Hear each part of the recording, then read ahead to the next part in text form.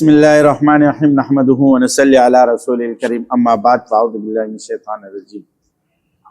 آپ لوگوں کو پتہ ہے کہ سب سے زیادہ مسائل بے اولادی کے چل رہے، اور اکثر لوگ جو نئے جوڑے ہیں، پرانے جوڑے، جن کو اللہ نے اولاد سے نہیں نوازا، اولاد تو اللہ کی دین ہے، بڑی نعمت ہے جس کو اللہ عطا کر دے، پھر اس کی تربیت بھی لازمی ہے۔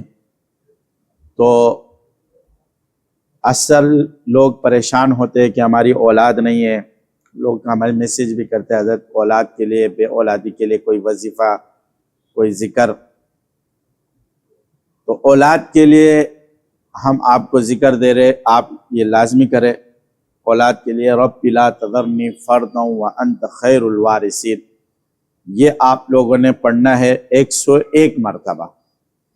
یہ بے اولادی کے لیے ہر نماز کے بعد لازمی 101 مرتبہ۔ اگر یہ کوئی نہ کر سکے ہر نماز کے بعد، تو رات کو کم سے کم یہ پڑھے 900 مرتبہ شہد پر دم کر کے، دونوں میاں بیوی کا ہے۔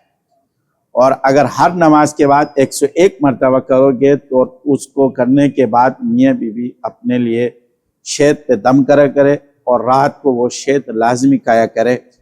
اب مسئلہ آتا ہے، بعض لوگوں کا شوگر کا مسئلہ ہے، تو وہ کہیں گے کہ ہم اس کو شہد پہ کیسے دم کریں گے؟ تو جن کو شوگر کا مسئلہ ہے تھوڑا سا خیر چکھ لیا کرے، اگر تھوڑا سا، ورنہ نہیں تو آپ لوگ گندم کے دانے پر دم کر کے کھا لیا کریں، ٹھیک ہے؟